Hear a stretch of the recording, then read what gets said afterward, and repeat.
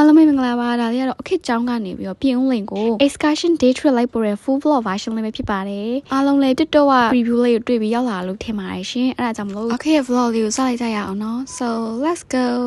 Hello ခုကတော့ကြောင်းရောက်နေပါပြီ။ကျောင်းက discussion ကမနက်9နာရီထွက်မယ်ဆိုတော့ခေတ်တို့မနက်8နာရီရောက်ကျောင်းကိုရောက်လာခဲ့လို့ခေါ်ထားဖြစ်တဲ့တော့ခေတ်8နာရီမတင်လောက်ကနေကကျောင်းရောက်သွားတယ်ပေါ့နော်။ဒါပေမဲ့လည်းကျောင်းမှာကြာကြီးဆောင်ပြီးတော့မှာပေါ့နော်။10နာရီလောက်မှစပြီးထွက်ဖြစ်ပါတယ်။အဲ့ဒါနဲ့ပေါ့နော်။မနက်စာမစားသေးလို့ဆိုပြီးတော့တခြားတငယ်ချင်းတွေကိုစောင့်နေနေပဲကျောင်းသားလေးမှာရှိတဲ့မုံဆိုင်လေးကိုသွားပြီးဝယ်ခဲ့တယ်ပေါ့နော်။ဆယ်ရောက်တာနဲ့ဘာစားမလဲဆိုပြီးဟိုရှာတီရှာနေရောဒီ coffee ချိုးချင်းတွေရောဒီ over တင်းတွေရောစားမယ်ဆိုပြီးလုံနေရခါနေပြီးတော့နောက်ဆုံးမှာတော့ဒီပေါင်မုံလေးပဲစားပဲဆိုပြီးတော့ဒီပေါင်မုံတစ်ခုတွေကိုပဲဝယ်ခဲ့ပါတယ်ရှင်ဒီလိုလည်းမနက်10နာရီလောက်မှာတော့ကားဆက်ထွက်တယ်ပေါ့နော်အမှကားကလူတောင်သိမပြည့်ဘူးမနက်စာတောင်မှကားပေါ်မှာပဲစားရတယ်ဒါပေမဲ့ဒီပေါင်မုံလေးတစ်ချက်ပဲစားတာဆိုတော့လေဟိုဘိုက်မဝအောင်ပေါ့နော်အဲ့လိုနဲ့တွားရနေပြုံးလင်းတောင်ချေကနေပြီးတော့ပြုံးလင်းတောင်ကိုဆက်တက်နေပါပြီရှင်ပြုံးလင်းတောင်ဆက်တက်ပြီဆိုတော့လည်း okay လေမနက်စာဟိုဝဝလည်းမစားထားလို့လားတော့မသိဘူးပေါ့နော်တော်တော်မုန်းခဲ့ပါတယ်ရှင်ပုံမှန်ဆိုရင် expert ကားစီးလို့ရှင်တိတ်မမုန်းတတ်ဘူးပေါ့နော်အဲ့နေရကောင်းမှုချက်ကတော့လေတနေ့ကုန်ရှူသေးဘူးဆောင်ထားရပါတယ်ရှင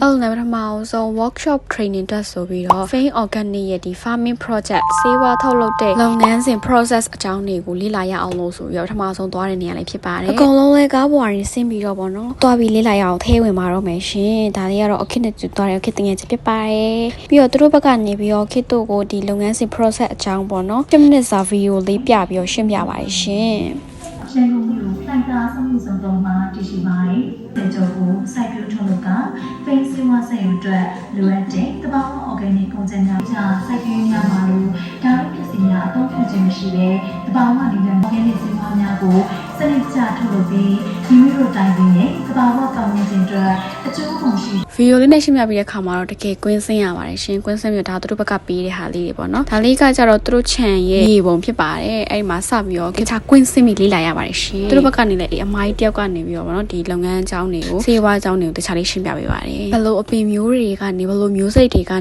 ေစေဝါတွေဘယ်လိုထုတ်လုပ်တယ်ဆိုတော့ဒီမှာ instruction တွေသူတို့ရဲ့နာမည်တွေကစာရေးပေးထားတယ်ပေါ့နော်ပြောရမယ်ဆိုရင်တော့ဒီရေဘူးကအဖြစ်တော့ဒီစေဝါထုတ်လုပ်တဲ့ဒီလုပ်ငန်းအကြောင်းနဲ့ဒီအပင်မျိုးစိတ်တွေရဲ့ဘယ်လိုဆေးဘက်ဝင်ပြီးတော့ဘယ်လိုယောဂတွေတက်ဆိုရင်တော့စင်ပြေနိုင်နေဆိုတဲ့ဟာမျိုးတွေကိုနားလည်သဘောပေါက်သွားတာပေါ့နော်ပြီးတော့ဒီ bee house ရနေရာလေးမှာသူတို့ Fain Organic ကထွက်တဲ့ဒီဆေးဝါးနဲ့ပတ်သက်တဲ့ product လေးရဲ့တခြားသော product တွေကိုလည်းဝယ်ယူလို့ရပါသေးတယ်ဒီမှာဝယ်မယ်ဆိုရင်တော့သူကဈေးသက်သက်တာနဲ့ရမှာပေါ့နော် okay ကတော့အများကြီးဝယ်တာကိုထိုင်ဆောင်နေရပါရှင်သူများတွေကတော့အများကြီးပဲဝယ်ကြပါတယ်ကဲခုကတော့ဆေးဝါးထုတ်လုပ်တဲ့နေရာပြီးသွားပြီဆိုတော့နောက်ထပ်တစ်နေရာကိုတောက်ရေးလေးလာမှာဖြစ်ပါရှင်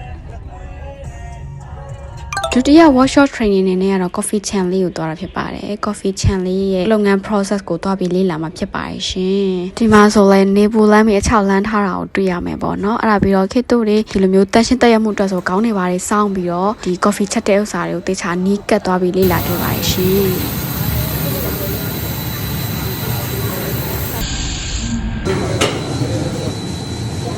coffee ကြောင်းလေးလာပြီးတဲ့နောက်မှာတော့ခေတ်တို့ကို coffee free တိုက်ပါတယ်ရှင်ဒီမှာဆိုလဲသူ့ရဲ့ coffee ကွက်တွေလည်းအများကြီးချထားပြီးတော့ခေတ်တို့ဘာသာကိုယ်တိုင်ဖြောတောက်စနစ်ပေါ့နော်ကိုယ်တိုင်ဖြောတောက်စနစ်ဆိုတော့ရင်နွေးဘူးထဲမှာ coffee စနစ်ဖြောထားပြီးတော့နှုတ်မုတ်ထုတ်တဲ့ကြားတုပ်တွေကိုအချိုကြိုက်တဲ့လောက်ဖောက်ပြီးတောက်လို့ရတယ်ခေတ်ကတော့မနက်စာကိုပေါင်မုတ်တစ်လုံးပဲစားရသေးတာဆိုတော့ coffee တောက်ခဲ့တယ်ခေတ်ကိုယ်တိုင်လည်း coffee ဂျိုးဖြစ်တဲ့အခါကျတော့လေ coffee ကမတောက်ရမနေနိုင်ဆိုတော့တောက်ခဲ့ပါတယ်ရှင်အဲ့ပြီးတော့ဒီ Mimio Fresh Coffee ဆိုတဲ့နေရာလေးမှာပုံလေးရိုက်ခဲ့ပါသေးတယ်ဒီနေရာလေးကတော်တော်လေးတော့လှတယ်ပြီးတော့ကျောင်း trip သွားတဲ့အခါမှာရိုက်ပြီးတဲ့ဒီ photographer တယောက်ရှိရပေါ့နော်အဲ့တယောက်ကိုခေတ်တငယ်ချင်းကပုံလေးရိုက်ချင်လို့ပြောပြီးတော့ပုံရိုက်ခဲ့ပါသေးတယ်ပုံတွေကတော့ခေတ်တို့စီမှာတော့မရသေးဘူးပေါ့နော်ဒါပေမဲ့ကျောင်းကတင်တဲ့ခါကျမှပြန်စစ်ရပါအောင်မယ်ရှင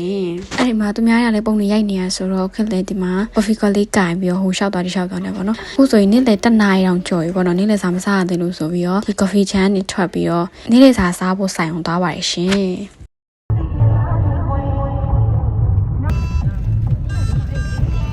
်ခဏနေလောက်ကြာတော့ okay တော့နေတဲ့စားမယ် lucky 70 room ဆိုတဲ့ဆိုင်လေးကိုရောက်တယ်ပေါ့နော် okay တော့ရောက်သွားတော့အိမ်မှာ2နာရီထိုးပြီးဒါပေမဲ့အိမ်မှာမာတာပါညာနဲ့ဆိုတော့နိုင်ဝက်လောက်ကြာသွားတယ်အဲ့ဆိုင်မှာလူတွေကလည်းများနေတာဆိုတော့လေ okay မာတာတော့တရုတ်သမင်းကြော်မာခဲ့တယ်နက်ကပေါမောက်တစ်လုံးပဲစားထားတာဆိုတော့လေဘိုက်ကတော်တော်လေးစားနေရတဲ့ဒီတရုတ်သမင်းကြော်ကိုကောင်းစားခဲ့တယ်ပေါ့ဒါတော့မှဝါတော့မှပြောပါမယ်ရှင် ကဲနောက်ဆုံးမှာတော့ကျောင်းရဲ့ activity တွေ game တွေပါဆော့ရအောင်လို့ဆိုပြီးတော့ကင်းလွင်ရဲ့ကလေးကစားခွင့်အဟောင်းဘက်ကိုရောက်သွားတယ်ပေါ့နော်အဲ့ဒါပြီးတော့2ယောက်ချင်းစီတန်းစီပြီးတော့ဒီကွင်းပြင်ကျဲကြီးစီသွားမယ်ဆိုပြီးလမ်းလျှောက်သွားနေရဖြစ်ပါတယ်ရှင်ဒီညမှာဆိုရင်အခက်တို့ကျောင်းကအဖွဲတွေအပြင်တခြားဘသူမှမရှိဘူးပေါ့နော်အိမ်နေဖြစ်ချင်တော့ကန်တော်ကြီးမှာလည်းပန်းပွဲတော့ဘာညာရှိရဆိုလူတွေအများကြီးပြည့်ညက်နေရပေါ့နော်ဒါပေမဲ့အခက်တို့ကလူကင်းရှင်းပြီးတိတ်တိတ်ဆိတ်ဆိတ်ဖြစ်တဲ့နေရာကိုရွေးလိုက်တဲ့အခါမှာဒီနေရာလေးကတော့အခက်တို့တစ်ဖွဲ့ပဲရှိရပေါ့နော်အားပြီးတော့ game တွေ activity ဆော့ရအောင်လို့ဆိုပြီးတော့အဖွဲ့တွေခွဲပါတယ်အဖွဲ့4ဖွဲ့ခွဲတဲ့အချိန်မှာokay နဲ့ okay တငယ်ချင်းကတော့အဖွဲ့မတူတော့ပါဘူး okay က group 2ကြပြီးတော့ okay တငယ်ချင်း group 3ကြလာပါတယ်ရှင်ဒါကတော့ group 2တမတွေဖြစ်ပါတယ်အဲ့ဒါဘာဖြစ်နေကြလဲတိုးထားရမယ်ဘာတွေလောက်ရမယ်ဆိုတာကိုတစ်ချက်ကျောင်းမှာတော့ငါလိုမျိုး PowerPoint site တွေလည်းမသိတော့ဘူးအရင်လောက်ပြီးတော့မှကိုယ့်ဘုံ lesson plan လုပ်ကြဖြစ်နေတာကိုရင်ရေးလိုက်စာရွက်မှာအကုန်လုံးမရေးနဲ့အောင်ကိုဖြစ်နေတာလေးကိုကိုဖုန်းထဲမှာအခုရေးလိုက်စာရွက်မှာမရေးနဲ့အောင်ဘာမှမထိုင်အခုကတော့နောက်9နှစ်မှာကိုဖြစ်ချင်တဲ့ဆန္ဒတွေကိုခြိုက်ခိုင်းတာဖြစ်ပါတယ်အဲ့ဒါပြီးတော့ဘယ်နှခုတူလဲဆိုတာစစ်မှာဖြစ်ပါတယ်အခုကတော့အတင်းတင်းစီကိုဘူပေါင်းတစ်လုံးချင်းစီမှုတ်ပြီးတော့ပေါ့နော်ဒီလူတွေကြားထဲမှာဘူပေါင်းလေးကိုထည့်ပြီးတော့ဘသူအရင်ဆုံးပန်းတိုင်အောင်ရအောင်တောင်းနိုင်လဲဆိုတာဟာစစ်မှာဖြစ်ပါတယ်အခုကတော့ဘူပေါင်းမှုတ်ပြိုင်ပွဲဖြစ်နေပါတယ်ရှင်ဒီမှာဆိုလို့ရှိရင်အဖွဲ့4ဖွဲ့ရှိတာကိုအခက်တို့ဖွဲ့နဲ့ group 4နဲ့ပြန်ရမှာဖြစ်ပြီးတော့ဘူပေါင်းတွေကိုခဏကိုကြားထဲမှာညှက်ပြီးတော့တောင်းရမှာဖြစ်ပါတယ်ကဲရှင်ပြန်ပြီးတဲ့အခါမှာတော့ okay တို့ group 2ပါဝင်တာဖြစ်ခဲ့ပါတယ်ရှင်ဒါကတော့ okay တို့နိုင်သွားလို့ပေါ့နော်ပျော်နေရဖြစ်ပါတယ်ဒုတိယဂိမ်းလေးကတော့ဆက်ပင်တစ်ချောင်းလေးကိုကျိုးတွေနဲ့ချိပြီးတော့တယောက်ချင်းစီတကြိုးစင်းစင်ကန်ပြီးတော့သူတို့ဆွဲခိုင်းတဲ့ပုံကိုဆွဲရတာပေါ့နော်အဲ့မှာဆိုလည်းဂရက်တီထားတာဆိုတာလေဝိုင်းနေလာမှာလားပြောနောက်ဆုံးဂိမ်းကတော့ကြက်ဥမကွဲအောင်ကာကွယ်မှဖြစ်ပါတယ်ကြက်ဥကိုသူတို့ပေးထားတဲ့ပစ္စည်းဖြစ်တဲ့ tissue တွေတိတ်တွေပိုက်တွေနဲ့ပေါ့နော်ကြက်ဥကိုမကွဲအောင်ကိုကြိုက်တဲ့ပုံဖော်ပြီးတော့ကာကွယ်ရမှဖြစ်ပါတယ်ပြီးတော့လို့ရှင်တခြားအဖွဲ့3ဖွဲ့ကပေါ့နော်ခေတ္တရဲ့ကြက်ဥကိုတစ်ခါစီအမြင့်ကနေပြစ်ချပြီးရိုက်ခွဲရမှဖြစ်ပါတယ်အဲ့ဒါမှ3ခါလုံးမကွဲတဲ့အဖွဲ့ကနိုင်ရမှဖြစ်ပါတယ်ရှင်ဒီမှာဆိုရင် okay တို့ကျုပ်လေးကိုရိုက်ခွဲတာ3ခါမြောက်မှာပေါ့နော်မကွဲဘူးခဏခဲ့တာကွဲတော့ခဲ့ပါရှင်ဒီမှာကြည့်ပါဦး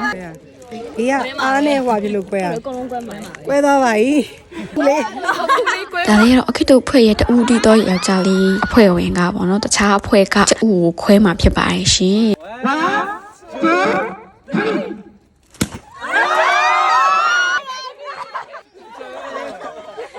ဒါကတော့နောက်ဆုံးဖွဲ့ကကြက်ဥကိုခွဲမလို့ပါကြက်ဥကိုခွဲလို့မီလူပါလိမ့်ကြပြီးတော့လက်တောင်ထိသွားသေးပါတယ်ရှင်โอเคတို့ဖွဲ့ကဖွဲ့ဝင်ပေါ့နော်လက်ထိသွားတာဖြစ်ပါတယ်အခုကတော့ညနေ9နာရီခွဲကြော်သွားပြီပေါ့နော်ဂိမ်းတွေလည်းစော့ပြီးရှောက်လဲပြီးဆိုတော့ဒီကနေ့ကတော့ဒီလောက်ပါပဲရှင်ခုကတော့အိမ်ပြန်มาတော့မယ်ဒီ vlog လေးကိုဆုံးဖြတ်ကြည့်ပေးကြတဲ့သူအားလုံးကျေးဇူးအများကြီးတင်ပါတယ် see you in my next video guys bye bye thanks for watching